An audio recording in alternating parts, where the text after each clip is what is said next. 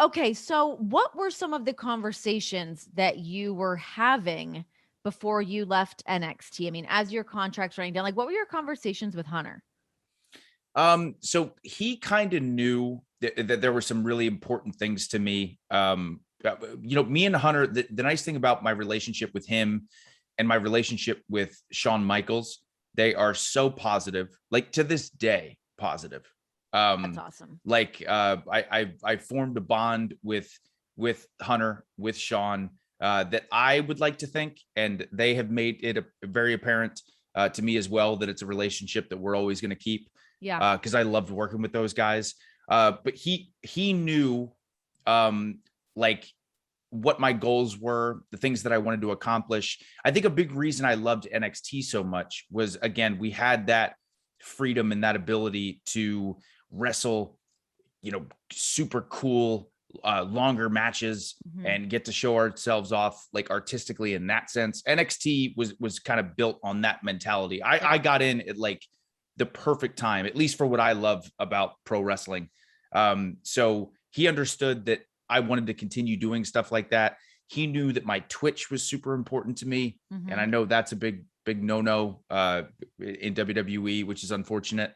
Yeah. But yeah, so I was very open and very honest with him, to the point where when I was still thinking about what I was going to do, even when my contract was up, like he knew that. Yeah. And then when the decision was made, he knew that. And Shawn knew that. So I've always been open and honest with them, right out of the gate, because they've always been open and honest with me.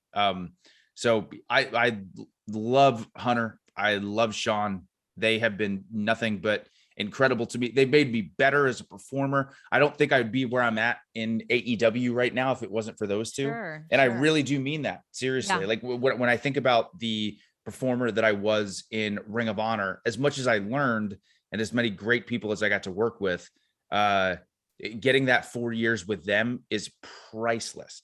It's Yeah, I mean, what a absolutely learning tree priceless. to be under. I mean, especially you. I mean, obviously the comparisons with you and Shawn. So to be like right Yeah. under his umbrella, under his wing, what a Yeah. great spot to be. The What? Yeah. best. What were? What else did you talk to Shawn about? I mean, I imagine you talked to Hunter about the business side of things, et cetera, et Yeah. cetera. But what was the conversations like with Shawn?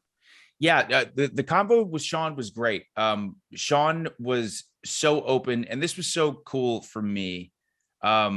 Shawn and I have developed a relationship, like I said, that I think that will last for the rest of our lives. At least I hope so. And I know Shawn feels that way too. But Shawn has always been such a big supporter of me, and what is best for me. So of course he wanted me to work something out where I could stay, and things like that. But at the same time, Shawn wanted me to be happy. He wanted me Mhm. to do what was best for me. So he has my He didn't back. want you to lose your smile. You got to keep Yeah, that exactly. smile. Exactly. Right. Right. So to have that, because he knows how much I respect him, how much I look up to him and idolize him. So for him to be very open about, listen, of course I want you to stay here, but I want you to be happy. Mhm. He was putting business aside, all that stuff aside. He just wanted me to be as happy as possible. So that was really, really cool for me. It was something I needed to hear, honestly. Yeah. Like I said, it was a big decision. So to Well, it's have him have my back that way was really cool. And it's not necessarily, I mean, I'm sure it's not in the same sense of like getting like a blessing from somebody to go off. It's like leaving on the right terms. And you know that Exactly. it's not just like, screw you guys, screw this, I'm going off to this other thing. It's like Not at all. no ill will. It's just going off to explore a new patch of grass. Zero. And I think that's what makes it harder lots of times. Sure. It's Again, tough. I could sit down and try to go, okay, what can I be angry about? What Sure. can I be upset about? And go, okay, this decision was easy because I hated this aspect of what I Yeah. was doing. That doesn't exist for me. I had such a wonderful time there. So that in a lot of ways, it makes it harder. But then it says to me the character of guys like Shawn and guys like Hunter, who were still so kind to me the entire way through, even with the idea of me leaving. So Yeah. nothing but respect and love for those two. It Yeah. is really hard to come to those conclusions. I Yeah. mean, yeah, I mean, like you said, so you spend so much time with these people too. It's not even just like times at TVs or times on the road. It's like times texting. It really Yes. is like that family environment. You develop these relationships and yeah, it's not like this thing happened and screw you guys and moving on to the other thing. It's just like, no, this is where life is taking me. This is a path that I have to follow. And it's great because things are working out great for you, but it doesn't come with its hardships or without its hardships as well. That are a little heartbreaking. Of course. Yeah. And again, I think a bunch of that is because of the relationships formed, between the relationships I have in that locker room, which I still have, the relationship with Shawn and Hunter, like we talked about, which I still have.